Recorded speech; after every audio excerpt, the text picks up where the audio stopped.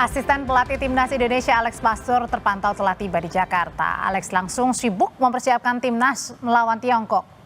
Lewat story-nya di Instagram, Alex mengunggah foto jika ia telah tiba di Jakarta. Dalam waktu dekat, Pastur dan seluruh staf pelatih Timnas akan segera berkumpul bersiap jelang laga lawan Tiongkok.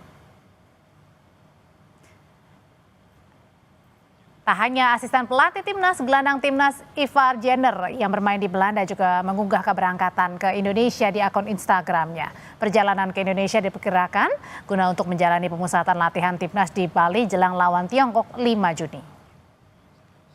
Sementara Ketua PSSI Erick Thohir memastikan Timnas Indonesia akan menggelar pemusatan latihan di Bali Training Camp 26 Mei nanti. Erick bilang pemusatan latihan harus dimaksimalkan Timnas Indonesia agar menampilkan performa terbaiknya. Timnas membutuhkan persiapan yang cukup sebelum menjalani 2 pertandingan penting lawan Tiongkok dan Jepang di putaran ketiga kualifikasi Piala Dunia 2026 zona Asia.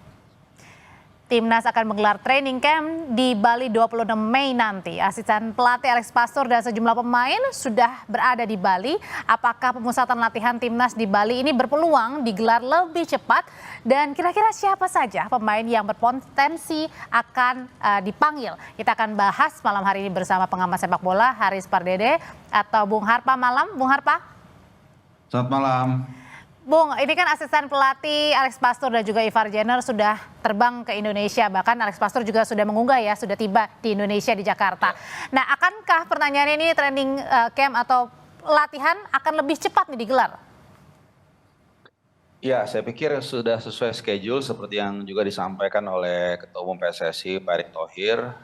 TC kali ini akan dilangsungkan di Gianyar, Bali mulai tanggal 26. Jadi saya pikir kehadiran dari kedua asisten pelatih maupun juga beberapa pemain yang memang di kompetisi di klubnya sudah selesai itu lebih kepada persiapan. Bahkan ada beberapa pemain seperti Atawi misalnya yang sudah di Bali tapi mungkin liburan ya. Jadi ini lebih kepada persiapan menjelang TC nanti karena tentu persiapan ini tidak main-main. Semuanya details harus benar-benar oke, on the spot dan tidak banyak waktu ya sebenarnya kita dapatkan karena tim ini belum pernah benar-benar bisa mendapatkan TC sejak era pelatih Patrick Kluivert. Karena pas lawan Australia itu kan kita hanya berkumpul sekitar mungkin 3, 4, 5 hari sebelum menghadapi Australia. Jadi mudah-mudahan kali ini dengan persiapan yang lebih panjang kita bisa persiapan lebih baik dan bisa mendapatkan 3 poin dari China. Oke, kalau terhitung tanggal 26 Mei baru mulai TC-nya, nanti akan tanding di 5 Juni ya Bung ya. Nah artinya kan kalau kurang lebih kita hitung ada 9-10 hari waktunya. Ini cukup nggak sih untuk memulai training camp sampai nanti kita lawan Cina atau Tiongkok? Iya, saya pikir lumayan cukup ya. Sekali lagi kalau kita bandingkan dengan lawan Australia itu jauh berbeda. Sekarang ada waktu 10 hari lumayan banyak.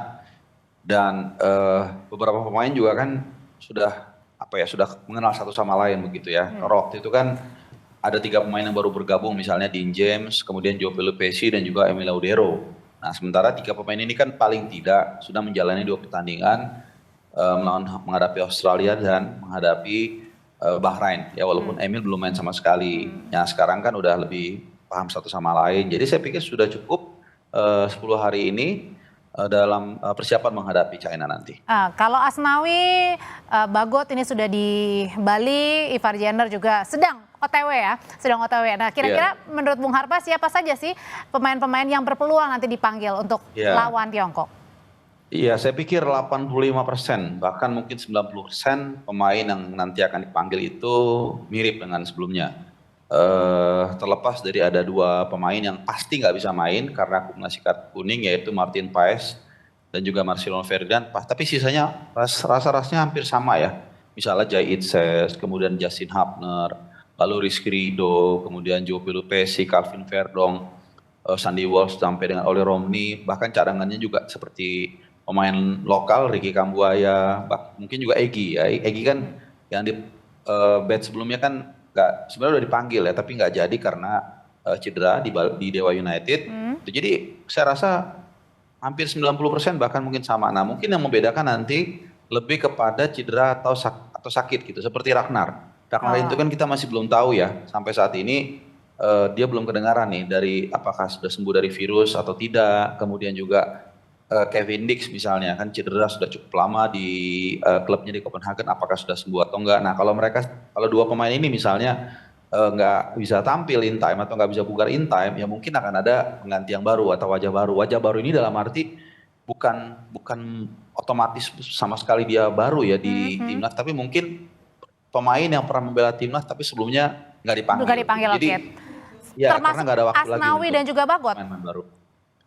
Iya, ya kita belum tahu ya karena Asnawi ini kenapa mencuat kembali ke permukaan karena itu tadi ada Kevin Dix bek kanan kita yang jadi andalan kita selama ini kemungkinan besar nggak akan bisa tampil. Kemudian Sandy Walsh juga agak mengkhawatirkan nih karena walaupun dia sebenarnya menjadi deputi utama ya, jadi pengganti Kevin Dix kalau Kevin Dix absen, tapi di Yokohama Marinos dia juga sangat jarang main. Ini saya punya catatan 7 kali pertandingan terakhir itu Sandy Walsh hanya main sekali, itu pun dari bangku cadangan. Oke. Jadi ini yang mungkin membuat nama seperti Asnawi itu dipanggil kembali dan juga Elkan Bagot. Kalau Elkan Bagot kita nggak tahu ya karena ini panjang kali lebar ceritanya. Oke, tapi Bung Harpa berbicara soal komposisi pemain dari kira-kira nih ya, bakal ada perubahan nggak sih soal komposisi ini dari Liga 1 yang dipanggil? Saya rasa nggak terlalu, itu yang saya katakan bukan hanya komposisi pemain, tapi juga formasi tim. Ini juga nggak akan berubah saya rasa ya, tetap memakai 3 back dengan 5 gelandang, di mana akan ada 2 fullback kanan dan kiri. Kiri ini pun hampir pasti saya yakin juga penonton Indonesia cerdas-cerdas ya, pasti tahu lah Kevin Verdong nanti akan mengisi posisi kiri. Karena memang kebetulan di klub juga dia semakin moncer, semakin bagus penampilannya. Kemudian juga mungkin secara taktik ini yang akan menarik untuk kita ulas. Kenapa? Karena kita punya beberapa keunggulan saat menghadapi China nanti. Salah satunya keunggulan, saya bisa mengatakan keunggulan materi ya. Ini mungkin langka dalam sejarah Indonesia kita mengatakan kita unggul dari China karena memang kita punya pemain-pemain yang bagus, ada Joe Pelupesi, Ole Romney dan macam-macam, ada JHS juga, dan kita akan bermain di Gelora Bung Karno. Ya walaupun minus 15% kapasitas tempat duduk, tapi saya pikir 2 keunggulan ini akan menjadi hal yang menarik. Kenapa saya katakan menarik? Kemungkinan besar China akan track back, akan bertahan. Nah sementara kalau kita lihat selama 8 pertandingan di luar Jepang, kalau kita menguasai ball position, kalau kita dominan, itu kita malah kalah Mbak. Lawan China di Qingdao misalnya, kita unggul ball position, bertahannya tinggi, malah kena counter, kalah. Demikian juga lawan Australia kemarin di Sydney. Kita dominan, kita menguasai, bertahannya tinggi, malah kena counter juga. Nah, apakah sementara sisanya itu kita selalu di bawah 50% ball positionnya. Minimal kita seri dapat poin. Nah, lawan China ini yang menarik. Apakah Alex Pastor nanti yang mana kita tahu dia adalah otak di ruang ganti akan mengambil inisiatif menyerang, which is kita jarang menang kalau kita dominan, atau kita akan memancing China untuk keluar. Nah ini yang nanti akan mungkin bisa kita lihat saat official training tanggal 4 Juni nanti. Oke, nah ini kemudian berbicara soal kiper nih Bung Harpa. Nah kabarnya kiper Emil Audero ini diragukan tampil nanti ya melawan Tiongkok karena timnya berpeluang bermain di playoff. Iya, saya pikir nggak diragukan ya. Jadi begini, mungkin lebih tepatnya waktunya mepet antara dia selesai potensi dia untuk main di Palermo di playoff promosi dengan jadwal pemain kita. Kita main 5 Juni. Nah, Emil Audero kalau Palermo terus progres ya, timnya progres sampai dengan final playoff promosi ke Serie A, itu mainnya 31 Mei. Jadi masih ada waktu. Ya mungkin jadi masih ada kemungkinan ya nanti ya? 100% ada asal dia nggak cedera. Tapi mepet. Yang pasti dia nggak bisa ikuti di Bali karena ini saja dia nanti kalau nggak salah tanggal 18 ini dia akan main menghadapi Juve Stabia di fase pertama playoff. Nah kalau dia nggak lolos ya, kalau kita mau doanya jelek nih Mbak, dia kalah langsung di situ tuh Palermo. Jadi dia bisa langsung tanggal 19-nya terbang ke Bali. Tapi kan kita juga nggak boleh menghalangi rezeki orang ya atau karir orang. Nah kalau dia lolos nanti semifinal dia lolos sampai final, itu mainnya sampai 31 Mei.